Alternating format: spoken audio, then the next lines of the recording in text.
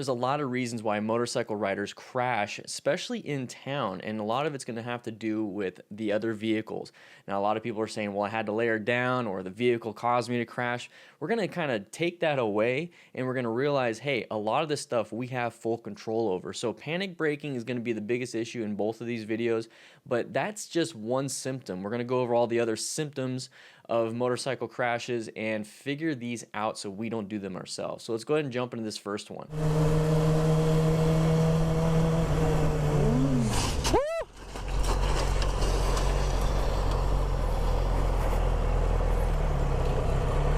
Okay.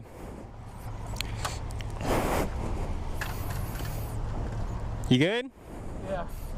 You good? Yeah. Hold up.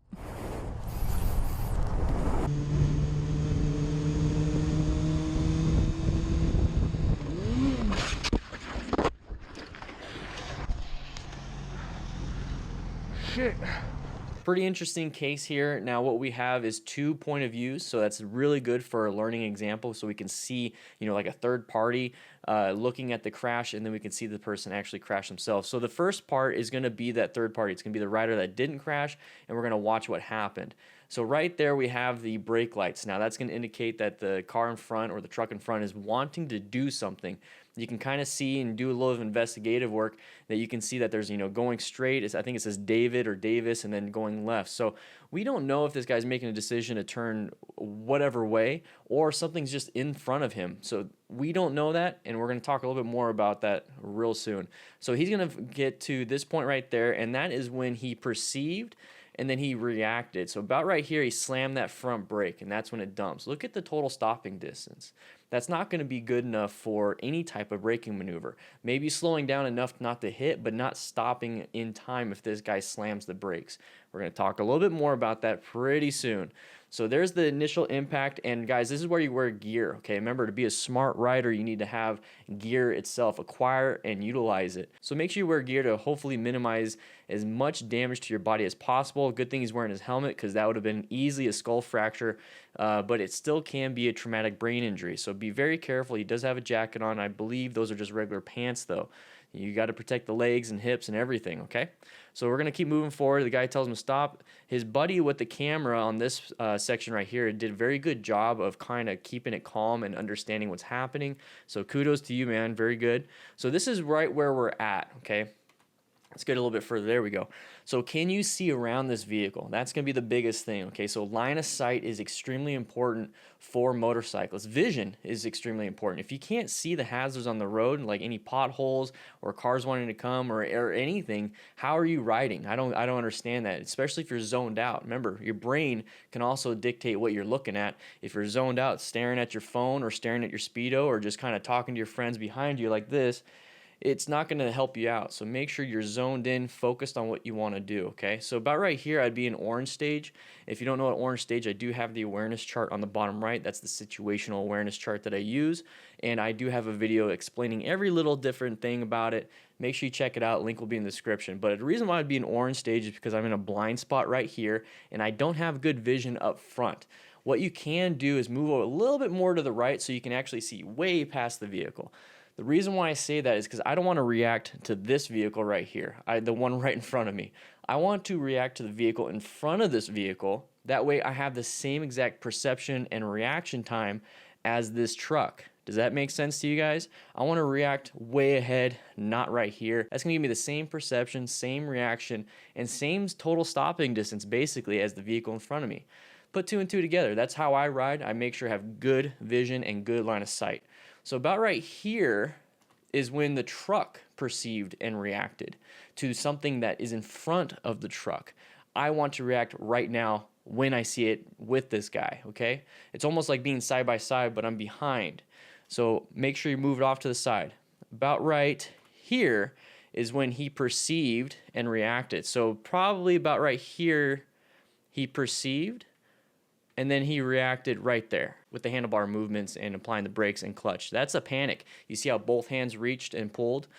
That's a brown stage, guys. You might want to check your pants. So about right here, like I said, is when this guy reacted. That's why you see the brake lights, okay? So we have, what is it? almost 2 seconds until we perceive and react. I want those 2 seconds. Give me those 2 seconds. Guys, awareness buys you time, time buys you options. If I was able to react right here with him, I have multiple options. I can move off into a lane splitting position. I can move all the way to the left. I can say something over comms. Hey, this guy's braking, watch out. Or I can do anything else other than having to panic brake. That is the biggest thing here.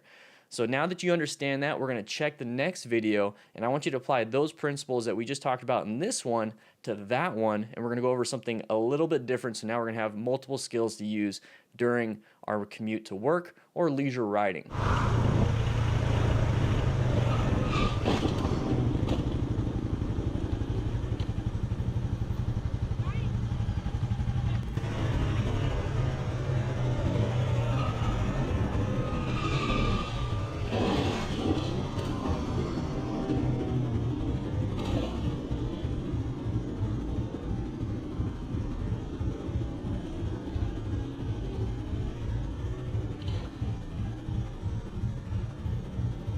So to pull from the previous video of line of sight and vision, how important it really is, and being able to react to the vehicles way ahead of us versus reacting to the vehicles right in front of us, let's go ahead and utilize some of those skills we learned. But before we jump into this, I want to say thank you so much to Rockform for supporting this channel so much. They are a sponsor of this channel. So guys, if you were looking for a very premium motorcycle mount for your motorcycle and a phone case where it locks in with a magnet, and it's pretty cool, use code DanDan25 for 25% off. So if you buy a motorcycle mount, you basically get your phone case for free.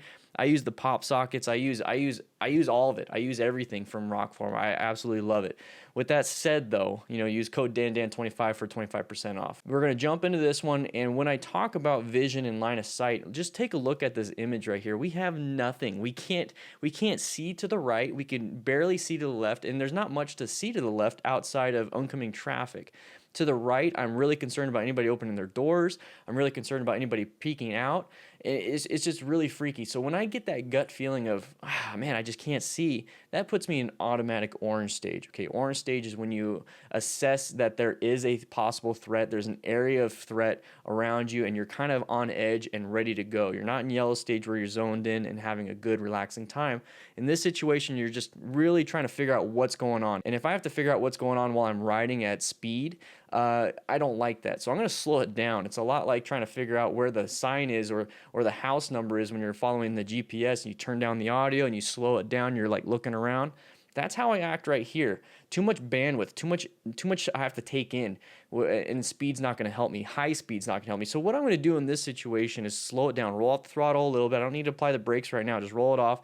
But get ready for those brakes. That's where I'll be focused on my bike, is I'll have my hands hovering over the brake and my right foot hovering over that rear brake, but then also getting ready to swerve. I'm on high alert, head on a swivel in this situation. So intersections, curves, automatic orange stage. Anytime I have that gut reaction, if I can't see what I want to see, automatic orange stage.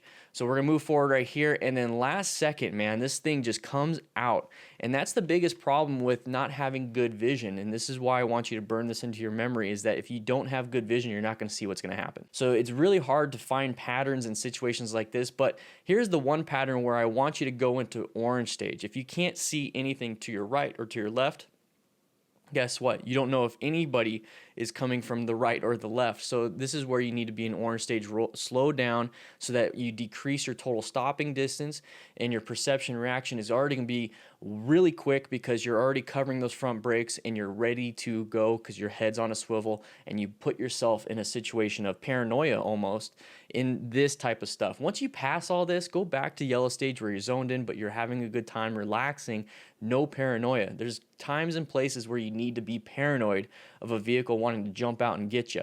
This is like the tall grass in Africa where there's a lion hiding, and then you're just kind of running around as a gazelle, and you don't want that lion to jump out. So if you see tall grass, if you see cars like this, you need to be like that gazelle, pretty scared, and making sure you're staying away from it. And if you can't, you're on high alert. So we're gonna go ahead and get to the car part, and then right there, still no perception, still no reaction, and then as soon as the foot goes down and the tires lock up, that's when we received that input from our body to apply the brakes. Now that's not quick enough because we weren't in orange stage, and that's going to be the biggest problem here. And then also our fundamental skills of applying progressive brake pressure or swerving or anything like that went out the window. That's why we locked up the brakes there. So we're going to move forward a little bit. There's the impact, and this is why you wear full gear, just in case there's situations where you have zero clue, situation awareness just went out the window, your fundamental skills went out the window. Hopefully our gear is going to protect us, and hopefully the gear on the bike is going to protect the bike so we can continue on with our day, but more than likely this is not going to be a continue on with your day type thing. So guys, make sure you wear full gear, but you see how it came out, and then right here, that's when we reacted, and it's not the right reaction. If we absolutely have to, you either have to accelerate and swerve into the escape path, but that's all you really have in the situation because total stopping distance is just not enough. Okay, guys? All links to the original videos will be linked in the description. You're going to have to fast forward to get to this part because this is from Moto Lunatics. I couldn't find the actual original video. But guys, we do live streams on Tuesdays, Wednesdays, and Thursdays where I go over stuff exactly like this live, and we can have a good communication back and forth and trying to figure out what happened, how it happened, get your brain moving, get my brain moving, and have a good time, okay? Because it's pretty crazy out there. But with that said, I hope you guys are commuting very safely and you guys are practicing your skills. We have a video tomorrow where we go over tight turn from a stop. So make sure you check that video out. We're going to do a whole video series on all of this stuff. Okay, guys? I'll see you around.